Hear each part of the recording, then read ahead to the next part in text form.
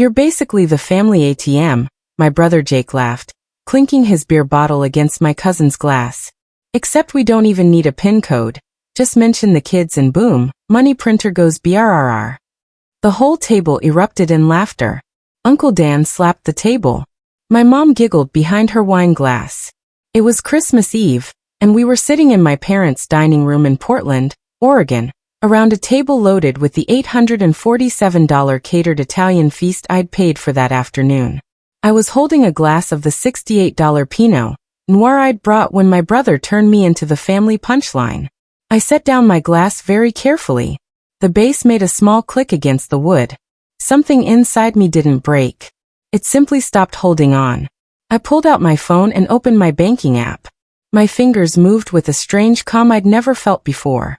2 taps on the shared mortgage account. Remove authorized access. Confirm. Yes, I'm sure. Then the recurring payment that had run every month for 6 years. $950. Cancel. Are you sure? Yes. I stood up and pulled on my coat.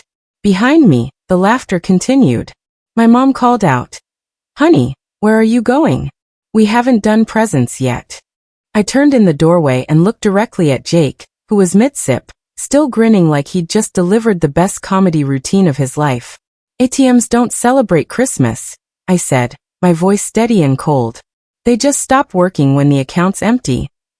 I walked out into the December air. Snow had started falling an hour earlier, dusting my car in white. I got in, started the engine, and sat there for a moment, watching the warm yellow light spill from my parents' windows. I could see silhouettes moving inside.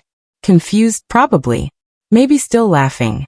Definitely not taking me seriously yet. That would change. I put the car in drive and pulled away from the curb. My hands weren't shaking. My chest wasn't tight. For the first time in 6 years, I felt light. Before I tell you what happened when Jake's January mortgage payment bounced 5 days later, let me tell you how a younger sister becomes an ATM. My name is Sarah Mitchum. I'm 34 years old. My brother Jake is 39. For 6 years, I had been his financial life support system. And for 6 years, I'd convinced myself it was temporary. It started in late 2018. Jake had just been laid off from his sales position at a medical device company. He had a wife, Melissa, and 2 young kids, Emma and Dylan. They'd bought a house the year before, a 3-bedroom Craftsman in southeast Portland that stretched their budget even when Jake was employed. "Just 3 months," he'd said, sitting across from me at a Starbucks on Hawthorne Boulevard. "Just until I land something new. I've got interviews lined up. I just need someone to co-sign the refinance, so we can lower the payment temporarily." I was 28 then, newly promoted in my software project management job. I had savings. No kids. No boyfriend. And Jake was my big brother, the one who taught me to ride a bike and scared off my terrible high school boyfriend. "Okay," I'd said. 3 months. That was my first mistake. I co-signed the mortgage refinance. The monthly payment was $2,400. Jake said he could cover $1,450. I agreed to cover the $950 gap for 90 days. 3 months became 6. 6 became a year. The excuses evolved. Just until I get the promotion. Then just until Melissa's maternity leave ends. Then just until we get through the holidays. By Christmas Eve 2024, I'd been paying that $950 every single month for 72 months straight. That's $68,400. But the mortgage wasn't the only thing. There was the $1,200 emergency car repair in 2019, when his transmission died. The $3,500 loan in 2020 when Melissa's hours got cut during the pandemic. The $800 for Emma's dental surgery. The groceries every time I visited, $150 to $200 per trip. The birthday presents I bought because Jake would tell me a week before the party that he'd forgotten. I kept a spreadsheet because I'm a project manager. I track everything. By Christmas Eve, I had spent $81,340 on my brother's life. In return, I got jokes. I got teased about being too responsible and called boring because I didn't take expensive vacations. The vacations I couldn't afford because I was funding his mortgage. I got the gentle condescension that comes with being the younger sibling who doesn't get it because she doesn't have kids. My parents enabled everything. Dad would say, "It's what family does." Mom would post Facebook photos of Jake's kids with captions about being blessed to have family that steps up. Never my name. Just family. When I tried to bring it up once or twice a year, when my savings looked too thin, or when I had to decline something I actually wanted, my mom would get that tight look on her face. "Sarah, he's trying. You know how hard it's been for him." It was always hard for him, and apparently always easy for me. The truth was that nothing about my life was easy. I worked 60-hour weeks. I lived in a small one-bedroom apartment. I drove a 7-year-old Honda. But they never saw that. They only saw what I could give. There were warning signs I ignored. In 2022, I'd been dating Marcus, a graphic designer I'd met through work. For months in, he'd asked why I was always stressed about money despite having a good salary. I'd explained the Jake situation. Marcus had stared at me like I'd confessed to donating a kidney every month. "Sarah, you know that's not normal, right?" he'd said gently. "It's temporary," I'd replied. "It's been 4 years," he'd pointed out. We broke up 2 months later. Not directly because of Jake, but because Marcus said he couldn't watch me set myself on fire to keep other people warm. At the time, I thought he was being dramatic. He wasn't. Then came Thanksgiving 2023. I'd flown home from a work conference in Austin, exhausted from closing a major product launch. When I arrived at my parents' house, Jake was playing video games with his kids. He barely looked up. "Hey Sarah, can you Venmo me $400? Melissa's car registration is due tomorrow and we're short." Not, "How was your trip?" Just another request with a dollar sign. I sent it. That night at dinner, when Mom asked about work, Jake interrupted. "Must be nice to have a job where you just sit at a computer all day. Try chasing 2 kids around. That's real work." Everyone had laughed. I'd smiled and changed the subject. Then I'd gone to the bathroom and stared at my reflection in the mirror, wondering when I'd become so small. But I'd kept giving because that's what I did. I was the dependable one. The responsible one. The one who fixed things. By December 2024, it wasn't even a conscious decision anymore. It was automatic. The mortgage gap transferred on the 1st of every month like clockwork. When Jake texted asking for money, I sent it before I even processed what it was for. I trained them to expect it. And they'd learned that lesson perfectly. 2 weeks before Christmas, my mom had called. "Jake's going through a tight spot with work. Would you mind covering dinner this year? Nothing fancy." I'd said yes. Of course I'd said yes. I'd ordered the full Italian spread from that expensive place on Division Street. Lasagna, chicken marsala, Caesar salad, garlic bread, tiramisu. $847.32. When I arrived at my parents' house on Christmas Eve, Jake was already there wearing a new North Face jacket. The $300 kind. His kids ran around in brand new light-up sneakers. "Hey Sarah, you bring the food?" he'd said, grabbing a beer. "Yeah, it's in the car." He didn't offer to help carry it in. I made 3 trips from my car to the kitchen. My mom thanked me by saying, "Oh good, you got the garlic bread. Jake loves garlic bread." We sat down to eat. It was fine, I suppose. My uncle asked about work. My cousin asked about my new apartment. Jake spent most of the meal on his phone, showing Dad some video about cryptocurrency investments. After dessert, my cousin made a joke about how Jake always seemed to need money. That's when Jake leaned back in his chair with that big charming grin he'd perfected over 39 years and said it. The ATM line. The whole table roared with laughter. My Uncle Dan slapped his knee. Mom hid her smile behind her hand, but I saw her shoulders shaking. Jake raised his beer toward me in a mock toast.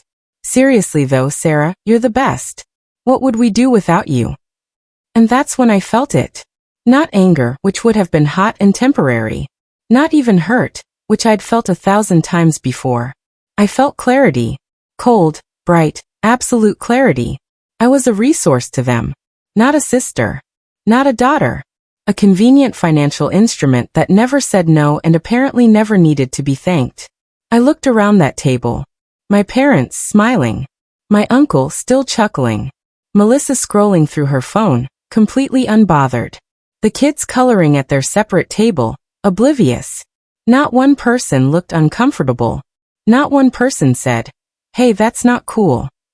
Not one person defended me. I thought about the $847 I'd spent on this dinner. The dinner where I'd become a joke. I thought about the $950 that would auto-transfer in 8 days to cover January's mortgage gap. I thought about Marcus telling me I was setting myself on fire. I thought about 6 years of quietly sacrificing while everyone else quietly took. Then I pulled out my phone. I've managed software implementations for 6 years. When something needs to be shut down, you don't just pull the plug and hope for the best. You follow a sequence. You document everything. You make sure the system can't be restarted without your authorization. That's what I did to Jake's financial infrastructure. I did it calmly, methodically, and sitting right there at the Christmas dinner table while they finished their tiramisu. Step 1. I opened the mortgage servicer app. I'd been listed as a joint account holder when I co-signed the refinance 6 years ago, which meant I had full administrative access. I navigated to account management and selected Remove Authorized User. The screen asked for confirmation. Name, Sarah Mitchum. Relationship, cosigner. Remove access? Yes. Confirm removal? Yes. The screen refreshed. My name disappeared. Jake's name stood alone. Step 2. I opened my bank's app and went to scheduled transfers. There it was, like an old recurring nightmare. Recurring transfer, $950. To Jake Mitchum mortgage account. Next payment, January 1st, 2025. I tapped Cancel Recurring Payment. The app asked, "Are you sure? This cannot be undone." Yes, I tapped. Yes, I'm sure. The transfer vanished from my scheduled payments. 6 years of automatic support erased in 2 seconds. Step 3. Jake was an authorized user on one of my credit cards. I'd added him in 2020 just for emergencies. He'd never returned the card. The current balance was $2,347. All his charges. I went to Manage Card and selected Report Card as lost or stolen. Issue replacement card to primary account holder only. Done. Jake's card was dead, and he didn't even know it yet. Step 4. My parents had a Costco membership under my name, because I paid the annual fee. Jake used it constantly, loading up on bulk items every other week. I logged into Costco's website and removed him as a household member. Then I did the same for Netflix, the Spotify family plan, and the Amazon Prime account that Jake's family had used for free 2-day shipping for years. Every shared access point closed. Step 5. I opened Google Docs on my phone and created a new document. I titled it Financial History. Jake Mitchum 2018 to 2024. I spent 5 minutes pulling data from my banking app and pasting screenshots into the document. Every payment, every date, every amount. Mortgage assistance, emergency loans, grocery runs, car repairs. Then I screenshot the cancellations I'd just made, timestamped them, and added them to the document. I saved 3 copies to different cloud storage services. Step 6. I drafted an email. Subject line: Financial Support Status Update. Jake Mom Dad. Effective immediately, I am no longer providing financial support. This includes mortgage assistance, personal loans, emergency funds, credit card authorization, and shared account access. This is not punishment. This is a boundary. Sarah. I saved it as a draft. They needed to feel the consequences before they saw the explanation. By the time I stood up from the table and pulled on my coat, I had systematically dismantled every support system Jake had built on top of my bank account. The whole process took 11 minutes. No one at the table noticed. They were too busy laughing and talking and enjoying the expensive dinner I'd bought. I walked to the door. My mom called after me about presents. I delivered my line about ATMs not celebrating Christmas. Jake was still grinning when I looked at him, still holding his beer, still thinking this was all normal. I walked out. The cold air hit my face, sharp and clean. Snow was falling in soft, fat flakes that melted on my windshield. I got into my car and sat there for a moment, watching my family through the lit windows. Moving around, probably confused about why I'd left. Probably assuming I'd come back. I wouldn't. I started the engine. As I pulled away from the curb, I felt something I hadn't felt in 6 years. I felt like myself. The drive home was quiet. No phone calls. No frantic texts. They hadn't figured it out yet. That was fine. The impact would come soon enough. Like a delayed detonation. I spent Christmas Day alone in my apartment, eating leftover Thai food and watching movies. It was the first Christmas in 6 years where I didn't drive across town to deliver presents I couldn't afford to people who wouldn't thank me. It felt strange at first. Then it felt peaceful. My phone stayed quiet all day. December 26th arrived. That's when the confusion started. At 11:43 in the morning, Jake texted, "Hey, did you change the Netflix password?" I didn't respond. 12 minutes later, NVM found it. Kids are losing it without their shows LOL. He hadn't found it. The account was locked to him. But I didn't correct him. At 3:22 in the afternoon. Yo, my credit card got declined at the grocery store. Can you call the company? Think there's a fraud alert or something. I stared at that text for a long time. The card wasn't declined because of fraud. It was declined because it no longer existed. I didn't respond. December 27th, my mom called. Her voice was overly bright, artificially cheerful. "Hi, honey. Did you have a nice quiet Christmas?" "I did," I said calmly. Good. Listen, Jake mentioned his card isn't working. Do you know anything about that?" There it was. Not "how are you?" Not "we're sorry about the joke." Just Jake's problem, delivered to me for solving like a work ticket. "He's an authorized user on my account," I said, keeping my voice even. "I removed him." Silence on the line. Then, "You removed him?" "Yes." "Sarah, honey, why would you do that?" I could hear genuine confusion in her voice. She truly could not comprehend why the ATM had shut off. "Because I'm not a bank," I said clearly. "I'm a person. But he needs that for emergencies." "Then he should get his own card." More silence. "Sarah, this isn't like you." "Maybe it should have been," I said and hung up. That felt good. Better than I'd expected. December 30th, Jake called. I let it ring. He called again. And again. On the fourth attempt, I answered. "What the hell, Sarah?" His voice was loud, sharp, angry. Not the charming big brother anymore. "What's your problem?" "I don't have a problem," I replied calmly. "You shut off my card.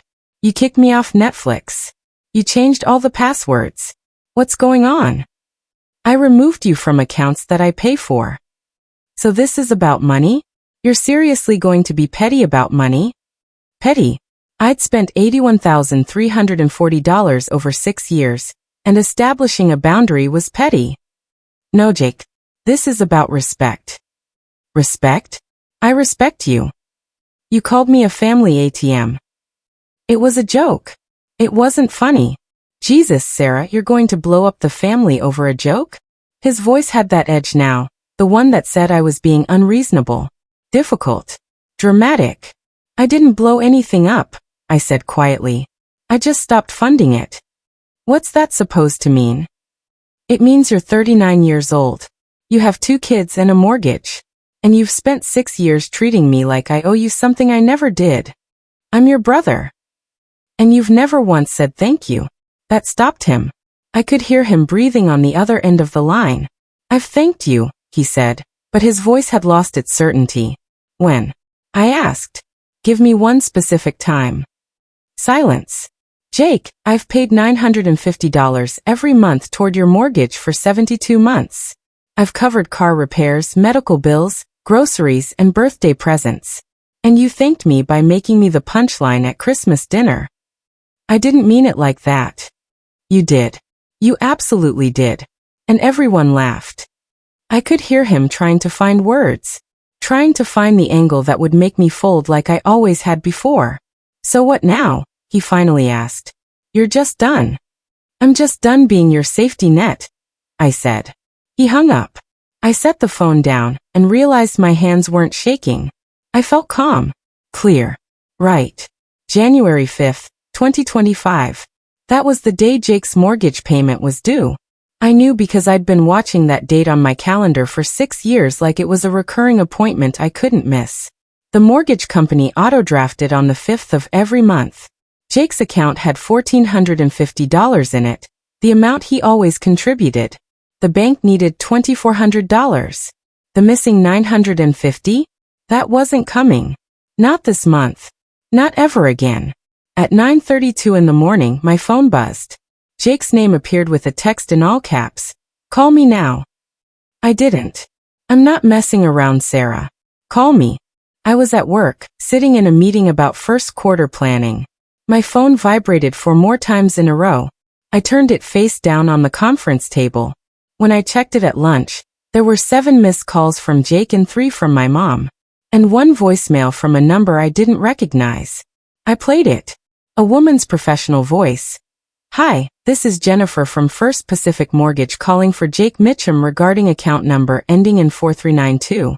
Your January payment of $2,400 was not received and your account is now past due. Please contact us immediately to avoid late fees and potential credit impact. I listened to it twice. Then I saved it to my phone. The texts from Jake escalated throughout the afternoon. Where is the transfer? You always send it on the 1st. Sarah, I'm not kidding. The bank called. The payment didn't go through. You did this on purpose, didn't you? Fine. You want to play games? I'll figure it out myself. But he couldn't figure it out. Because there was no $950 to figure out. There was just reality, and reality had been waiting for 6 years. At 2:47 in the afternoon, my mom called again. This time I answered. Sarah, what is going on? She sounded frantic, genuinely distressed. Jake's mortgage didn't get paid. He's going to get a late fee. His credit score. That's between Jake and the bank, I said calmly. But you always cover it. I always covered the gap. I'm not covering it anymore. Why are you doing this? Her voice cracked. He's your brother. He's struggling. I've been helping him for 6 years, Mom. And we're grateful. You called me an ATM. Jake was joking. You laughed. She went quiet. I could hear her breathing, trying to find the words that would make me back down. Mom, I said, and my voice was steady and clear. For 6 years, I've paid nearly $1,000 every single month to keep Jake's house from foreclosure. I've emptied my savings. I've said no to things I wanted. I've put my life on hold. And at Christmas, I got turned into a joke. We didn't think. That's the problem. You didn't think. But what about the kids? She said, her voice desperate. Emma and Dylan didn't do anything wrong. That line. The one I'd heard for 6 years. The ultimate trump card. The kids. You're right, I said slowly. They didn't do anything wrong. Their father did. I hung up. My hands were shaking now. But not from fear. From something else. From the sensation of finally standing up. January 12th arrived with an unexpected phone call. My Aunt Linda, my mom's younger sister who lived in Seattle. We weren't particularly close, but we'd always gotten along during holidays. Sarah, she said carefully. I need to tell you something. I probably should have told you a long time ago. I sat down on my couch. Go ahead. Last summer, I was visiting your mom. Jake stopped by to drop off the kids. He and your mom were in the kitchen talking. I was in the living room with Emma and Dylan. I overheard them. She paused like she was gathering courage. Jake was complaining about his truck needing repairs. He said he needed $1,200. Your mom said, just tell Sarah it's an emergency. She'll send it. And Jake laughed. He said, she always does. Easiest money I've ever made. My stomach dropped. Cold spread through my chest. Why are you telling me this now? I asked quietly. Because your mom called me yesterday. She wanted me to call you and convince you to help Jake again. She said you were being unreasonable and destroying the family, Linda continued. And I told her I wouldn't do that. I told her what I should have told you last summer. That they've been playing you. Playing me.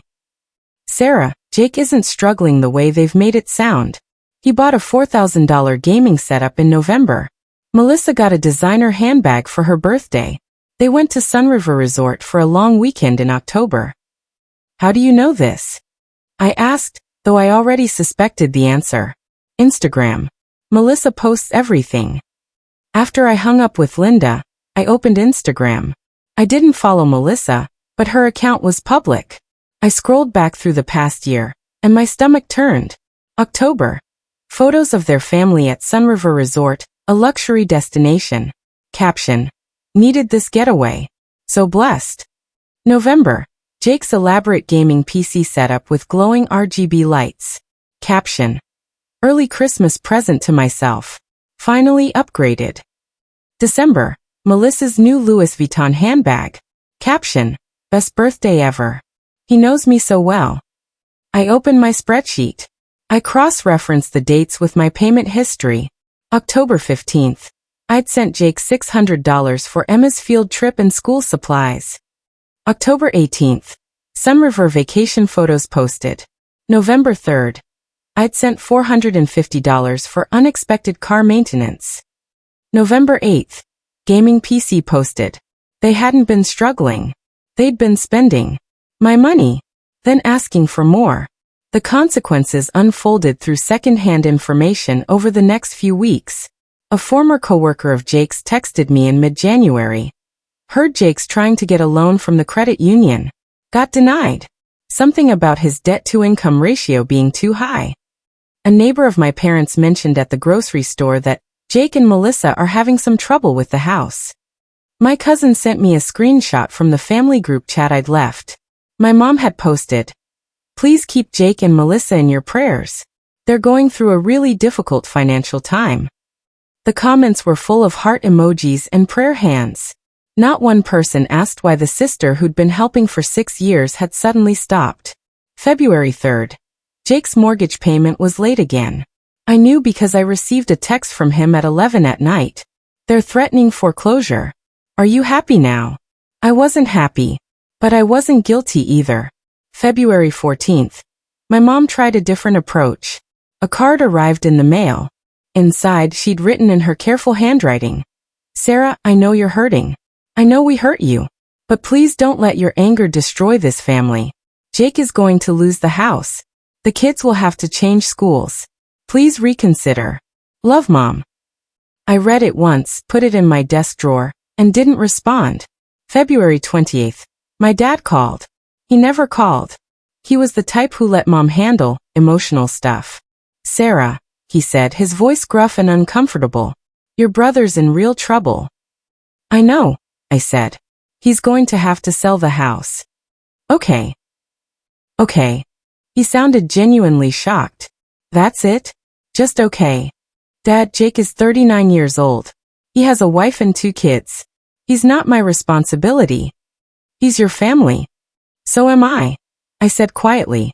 My dad was silent for a long moment. "Your mother's very upset," he finally said. "I'm sorry she's upset. Are you? Because it doesn't seem like you care about any of us anymore." I took a breath. "I care. I just stopped setting myself on fire to keep you warm." He didn't call again. Meanwhile, something interesting was happening in my own life. While Jake's world was contracting, mine was expanding. January. I took the $950 I'd been sending him every month and opened a high-yield savings account. I set up automatic investments into a brokerage account. February. I booked a trip to Iceland for May. $2,400 for flights and hotels. The exact amount of Jake's monthly mortgage payment. It felt symbolic. March. I got a promotion at work. Senior project manager, with a $15,000 salary increase. When my boss offered it to me, I didn't immediately think about who needed the money. I thought about what I wanted to do with it. I started therapy. $150 per week. Worth every single cent. The therapist, Dr. Chun, asked me in our 3rd session why I'd waited so long to set boundaries. "I thought I was helping," I'd said. "But you were depleting yourself," she'd observed. "There's a difference between helping someone stand and carrying them, so they never have to." That distinction changed everything. I went on a few dates with a guy named Colin I'd met at a coffee shop. He was an architect, thoughtful and kind. On our 2nd date, he mentioned he was helping his sister with a down payment on her first house. "That's generous," I'd said carefully, my old instincts flaring. "She's paying me back," he'd said simply. We set up a payment plan. She didn't want it to be a gift. I'd stared at him. She's paying you back? Oh yeah. I'm helping her, not adopting her financial problems. I'd almost cried into my pasta. The concept of reciprocity in family relationships was so foreign to me that it felt like discovering a new language. April arrived. I saw the listing on Zillow almost by accident. Jake's house. Listed at $425,000. The photos looked professionally staged. You couldn't see any evidence of the kitchen counter I'd paid to replace or the water heater I'd covered 2 years ago. The listing description said motivated seller. I felt nothing. No sadness. No triumph. Just detachment. I closed the listing and went back to planning my Iceland trip. May 18, 2025. I was packing for Iceland when my phone rang. Unknown number. Portland area code. I almost didn't answer. Sarah. It was Jake. His voice sounded different. Smaller. Tired. Yeah. Can we talk? We're talking. In person. Please. Something in his tone made me pause. Not the entitled demand I'd grown used to. Not the casual expectation. Just exhaustion. One coffee, I said.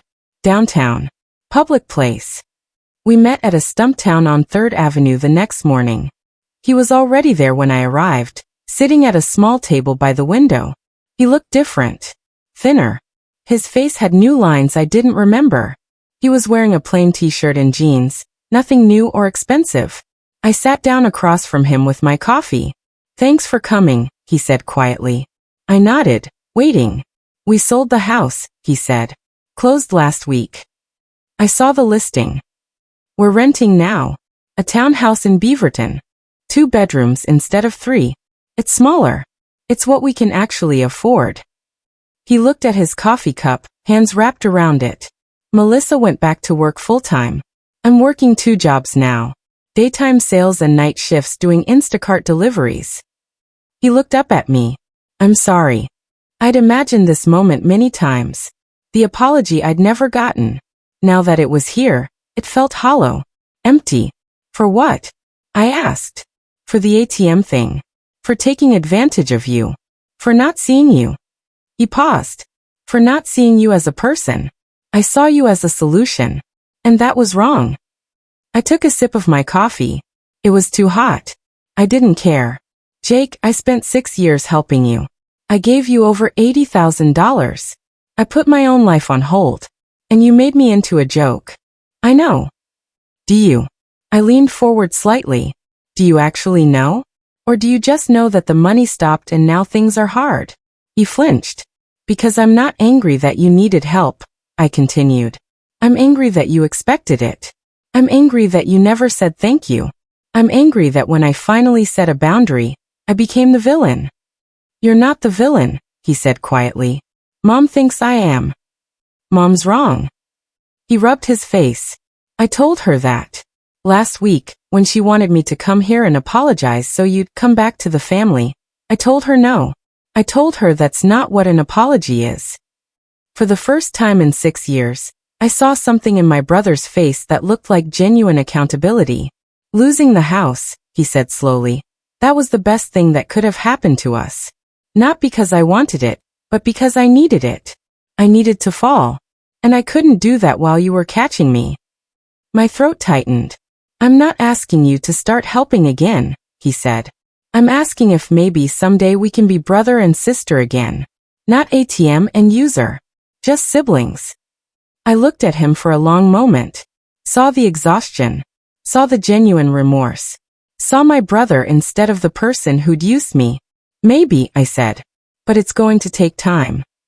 He nodded. I get that. He stood to leave, then paused. Where are you going tomorrow?